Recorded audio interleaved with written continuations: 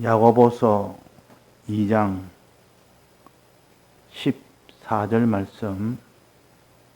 내 형제들아, 만일 사람이 믿음이 있노라 하고 행함이 없으면 무슨 이익이 있으리요? 그 믿음이 능히 자기를 구원하겠느냐?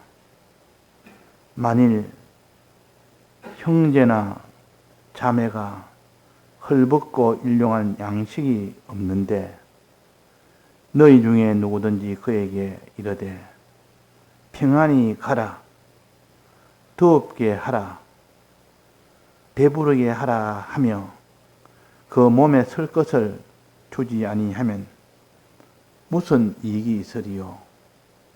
이와 같이 행함이 없는 믿음은 그 자체가 죽은 것이라. 혹이 가로되 너는 믿음이 있고 나는 행함이 있으니 행함이 없는 내 믿음을 내게 보이라. 나는 행함으로 내 믿음을 내게 보이리라. 내가 하나님은 한 분이신 줄을 믿느냐? 잘 하는도다.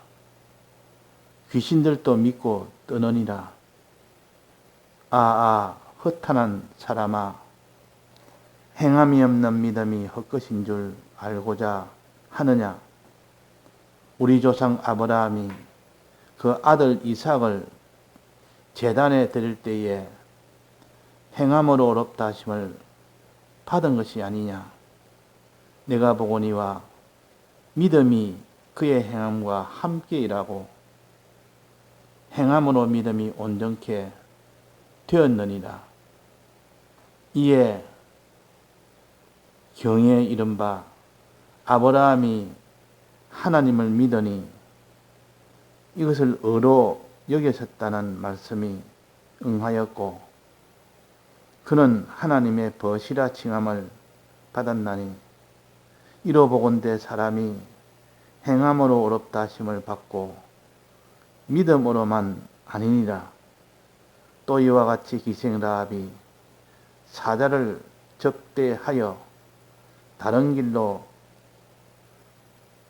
나가게 할 때에 행함으로 어렵다 하심을 받은 것이 아니냐? 영혼 없는 몸이 죽은 것 같이 행함이 없는 믿음은 죽은 것이니라. 네.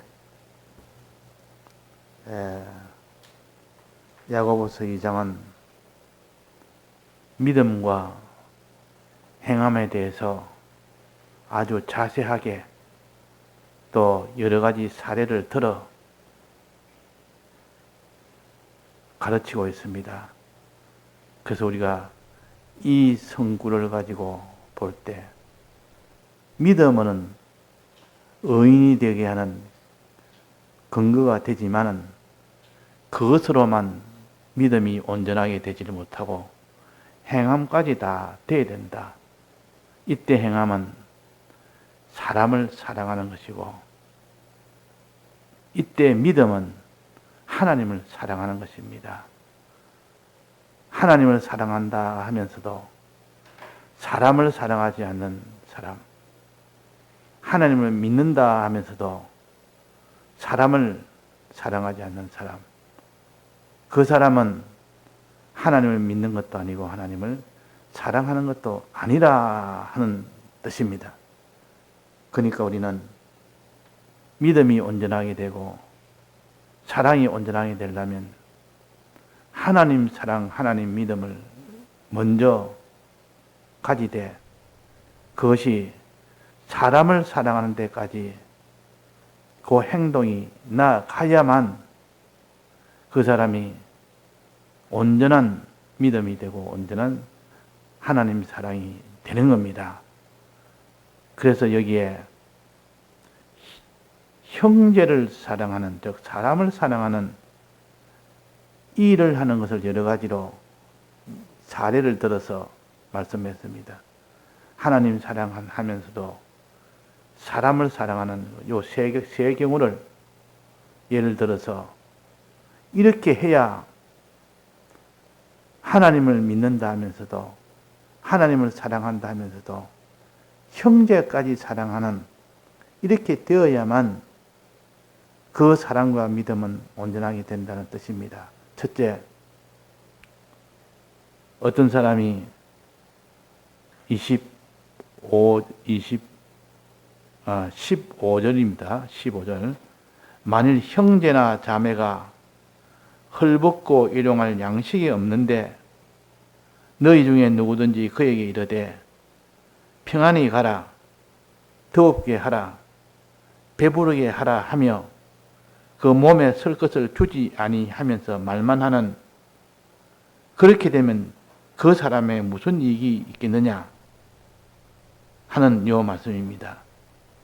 근데 하나님을 믿는다면서도 하나님을 사랑한다면서도 사람의 이런 공관 일을 보고도 너는 평안해라. 지금 온갖 추위에 떨고 있어도 너는 따뜻하게 해라. 또 배고파서 지금 허드에서 굶어 죽게 됐는데도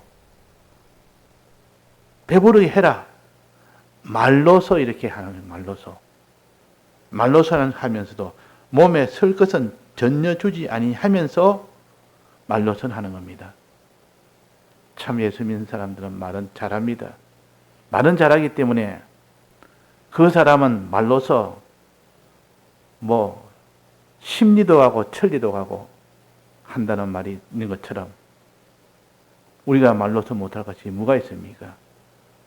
아주 특히 예수 믿는 사람들은 말을 잘해서 실제로 자기가 행하지는 못하면서 말로서는 하루 만에 성도 짓고 하루 만에 큰 집도 짓고 다 짓는다 하는 건 다 헛풍선이처럼 말로 하는 것은 하나님은 인정치 아니하고 실제로 하는 것, 그 몸에 쓸 것을 주지 아니하면서 평안히 가라, 이 평안해라, 너 많이 어렵지, 평안히 가라,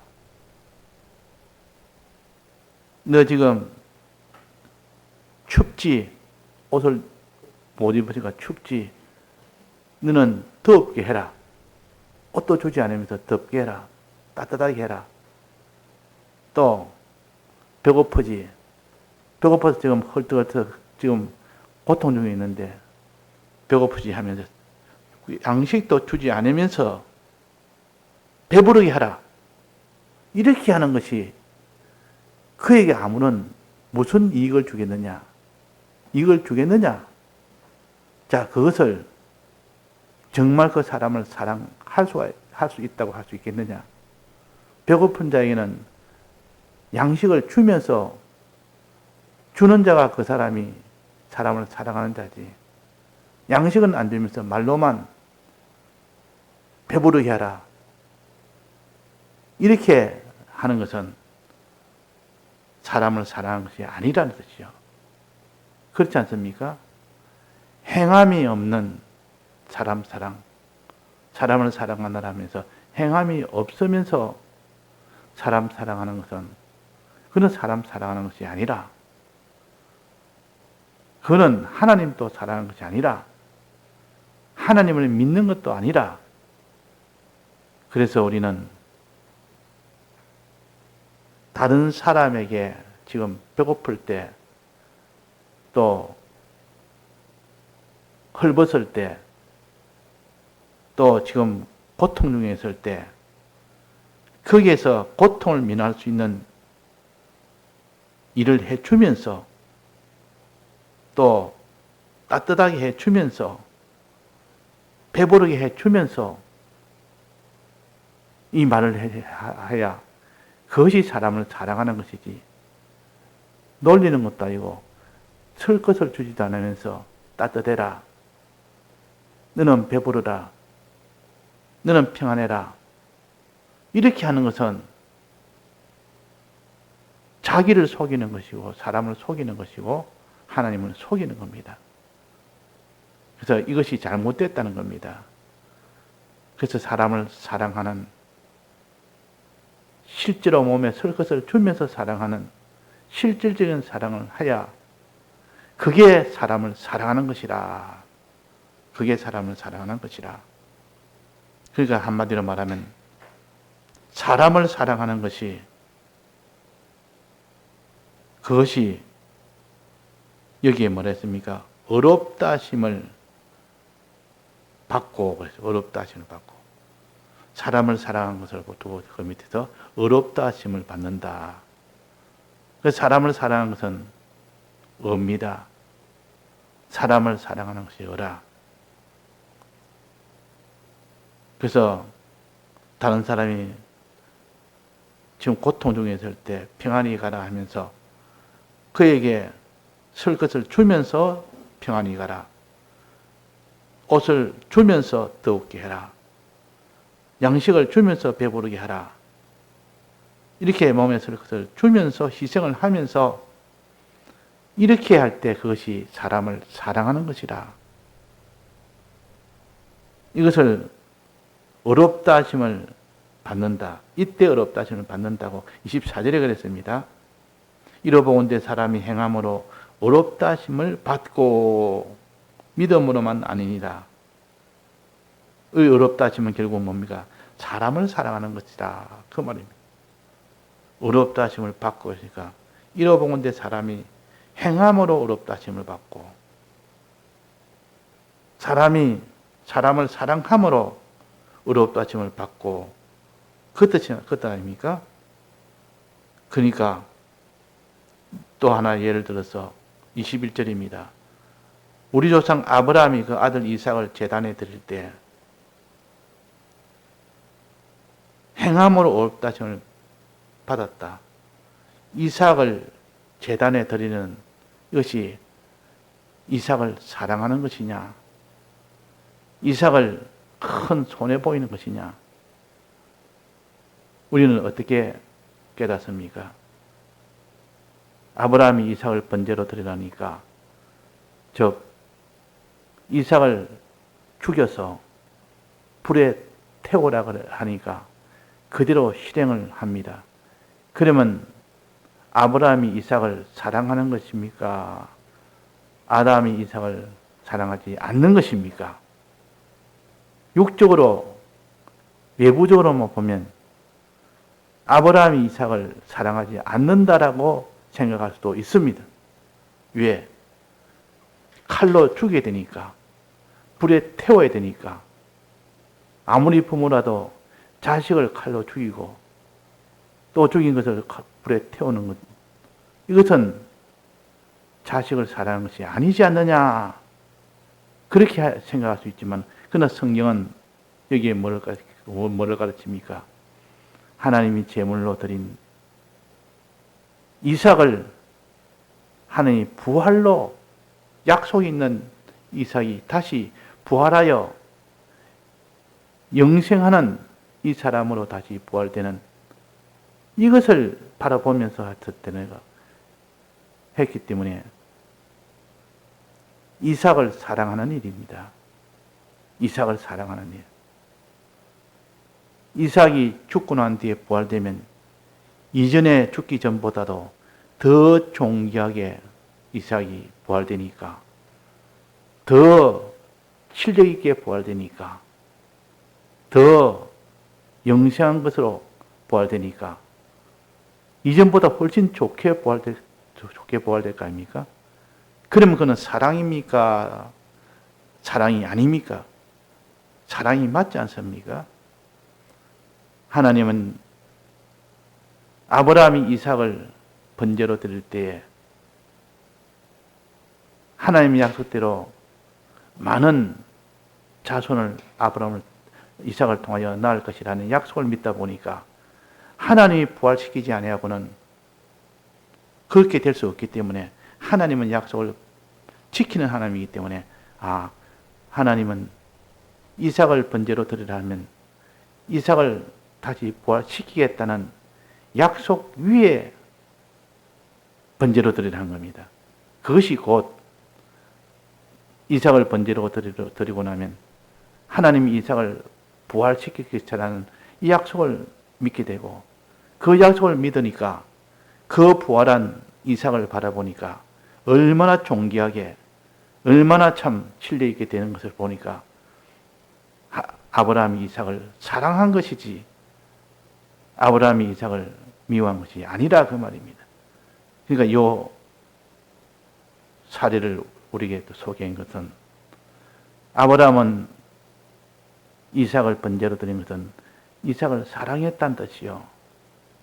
이것이 어렵다 하심을 받은 것이 아니냐 그랬습니다. 어렵다 하심을 받은 것이 아니냐.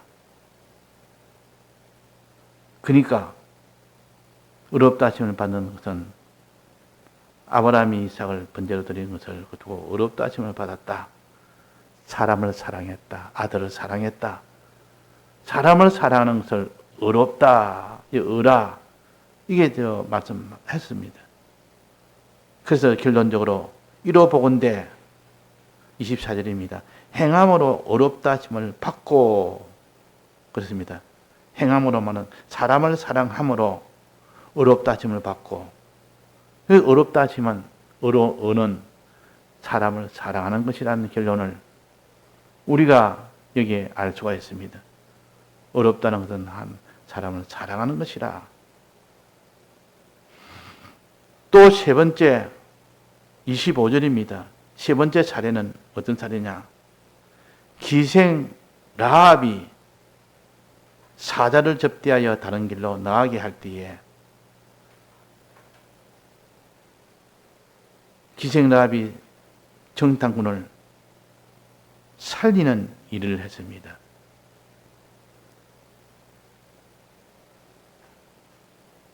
정탐꾼을 접대하여 다른 길로 나가게 할 때 살렸다 그 말이에요. 살리기 위해서 다른 길로 나가도록 그 여리고 사람에게 지금 다른 길로 나가라. 거리로 나갔으니까 그걸 따라가면 잡을 수 있다. 찾을 수 있다. 거짓말을 하는 겁니다.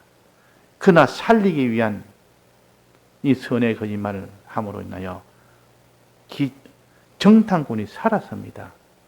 사람을 살리는 기생 라합이라. 사람을 살리는, 사람을 사랑하는 이것이 기생 라합이라. 이 기생 라합은 사람을 사랑하는 어렵게 된 겁니다. 그래서 어렵단 말은 사람을 살리는 것, 사람을 사랑하는 것, 이거 다 어렵다 하심을 받게 된 것이다. 그럼 세 가지입니다. 이 세 가지는 다 공통적으로 사람을 사랑하는 겁니다. 사람이 고통 중에 있을 때, 또 추워서 떨고 있을 때, 또 배고파서 기아에 허덕이고 있을 때, 그때 그들에게 몸에서 그것을 주면서 이렇게 해결할 수 있도록 해주는 것이, 이것이 사람을 사랑하는 것 아닙니까? 이것이 첫 번째요. 이것이 사람을 사랑하는 것이다. 이것이 어렵다 하심을 받는 일이다. 이것이 사람을 사랑하는 것이 바로 어다. 두 번째는 아브라함이 이삭을 번제로 드린 것은 아브라함이 그 아들 이삭을 살리는 일이요. 죽이는 일이 아니고 꼭 끝으로 보면, 바깥으로 보면, 외부로 보면 죽이는 일 같아도 실은 그를 영원토록 살리는 일이요. 부활까지 계산해 보니까 아브라함은 이삭을 영원토록 살리는 참 이삭을 사랑한 일이었습니다. 영원토록 살리는 그 영생을 얻게 하는 이것이 아브라함이 이삭에게 한 일이요. 그러니까 아브라함은 사람을 사랑한 사람이에요. 이삭을 사랑했다 그 말이에요. 을은 이렇게 사람을 사랑하는 것이 어라. 이 마지막 기생 라합에 대해서, 기생 라합은 그 정탐꾼을 살리기 위해서 자기 목숨을 걸고 그를 숨겨 준 겁니다. 숨겨주고 그 여리고 사람들에게는, 여리고 왕에게는 멀리 다른 길로 갔으니까 지금 여기 없다, 다른 길로 갔다, 이래서 그 정탐꾼이 살도록 만들어 준 겁니다. 정탐꾼의 삶으로 이스라엘 백성 전부가 다 살게 됐고, 그러므로 인하여 마지막 희생 라합의 가족들도 다 살게 됐습니다. 사람을 살리는 일을 희생 라합이 했습니다. 이것이 바로 의롭다 하심을 받는다. 이게 사람을 살리는 것을 그래서 의라, 이렇게 정의를 할 수가 있는 겁니다. 또 의의 정의는 계명으로 우리에게 가르치는 것을 우리가 이미 배웠습니다. 계명으로. 마태복음 19장에서 우리가 배웠지 않습니까? 거기서 어떤 일을, 어떤 선한 일을 해야 영생을 받느냐 하고 물었을 때, 그때 예수님께서 선한 이는 오직 하나님 한 분뿐이라 하면서 선한 계명을 지키라 했습니다. 선한 계명을 지키라 하면서 그 선한 계명을 구체적으로 하나하나 들어서 예를 들었습니다. 그 선한 계명을 어느 계명이 선한 계명입니까? 어느 계명이 선한 계명이오니까 하니까, 선한 계명은 예수님께서 5계명부터 10계명까지다 라고 이렇게 했습니다. 자, 5계명부터 10계명, 사람에 대한 계명입니까? 하나님에 대한 계명입니까? 사람에 대한 5계명부터 10계명까지는 사람에 대한 계명 아닙니까? 근데 선한 계명이라고 지금 물었는데, 선한 계명이 어떤 계명입니까? 물었는데,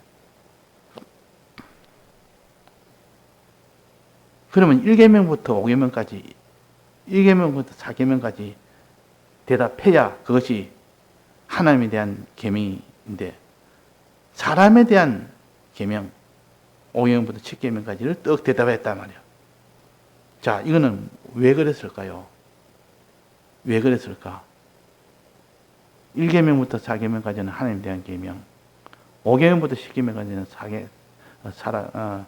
사람에 대한 계명.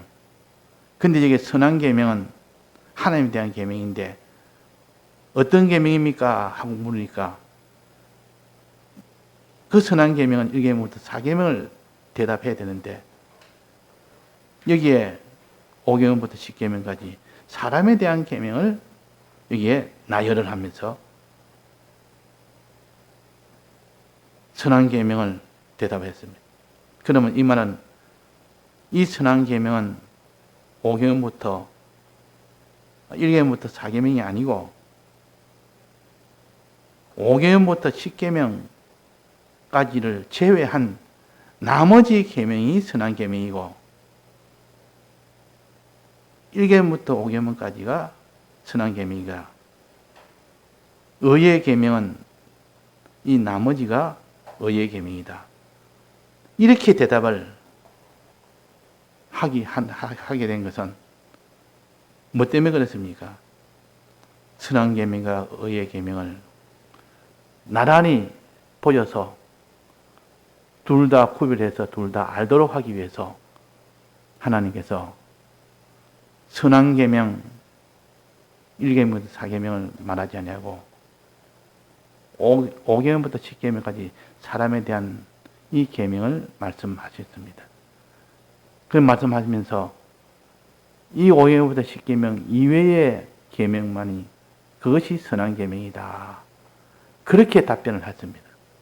자, 이것은 가르치기 위해서 하나님에 대한 계명과 사람에 대한 계명을 둘 다 가르치기 위해서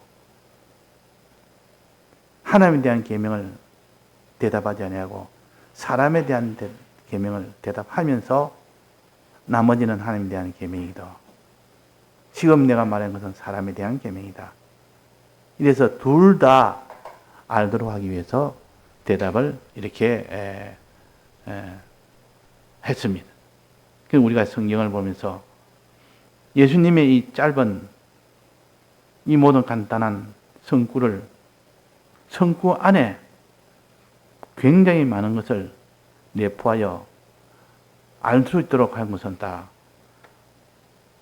이 성구가 비록 짧고 간단하나 그 속에 들어있는 것은 무한히 많은 하나님의 도를, 구원의 도를 가르치는 이 말씀이다.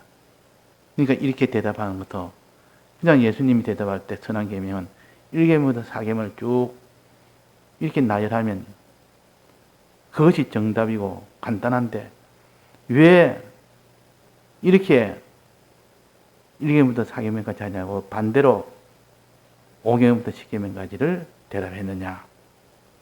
그는 의의 계명과 선한 계명을 둘 다 알게 하기 위해서 그 둘 다 가지고 비교하기 위해서 선한 계명과 의의 계명을 동시에 알도록 하기 위해서 하나님이 이렇게 답변을 한 겁니다.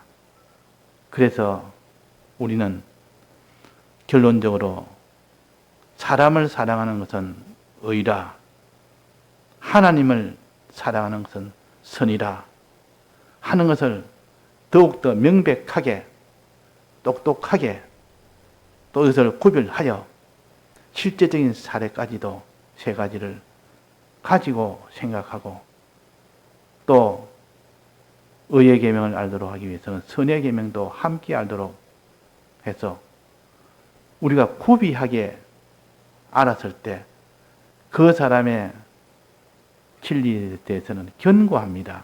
구비하게 알면 그냥 쭉 훑어서 이 성경도 쭉 훑어서 막 이렇다 해서 넘어가 버리면 그것도 성경이지만은 그러나 그 속에 있는 다른 여러 가지 뜻이 중복되어 있는 것을 알지를 못하는 겁니다. 그냥 껍데기만 훑어서 수박 끄달기식으로 이렇게만 알면 하나님이 우리에게 가르치고자 하는 깊은 그런 뜻도 알아야 되고 외부에 나타난 그런 뜻도 알아야 되고 다 알아야 되는데 깊은 뜻 필요 없다. 복잡해서 필요 없다. 너무 어려워서 필요 없다. 이래가지고 하나님의 말씀을 어려우면 안 들으려고 그러고 복잡하면 안 들으려고 그러고 어려우면 복잡하고 어려우면 은혜가 안 된다 그러고 그런 소리를 하지 마라 그러고 자 그러나 우리는 구원을 향하여 나가는 우리요 어렵고 복잡해도 그것이 바른 하나님 뜻이라 그러면 그럼 우리가 전하기도 전해야 되고 듣기도 들어야 그것을 깨달아야 그 속에 우리가 구원의 실상을 만날 수 있기 때문입니다. 그래서 오늘은 이 은은 하나님의 선은 하나님을 사랑하는 것이고 은은 사람을 사랑하는 것이다 하는 이것을 이 성경에 있는 야고보서 2장을 보고 사람을 사랑하는 것이 바로 선이고 사람을 사랑하는 것이 의고 하나님 사랑하는 것이 선이다 하는 이것을 다시 한번 확정하며 우리가 견고하게 되어 흔들리지 말아야 되겠습니다. 다 같이 통성으로 기도하시다가 자유하시겠습니다.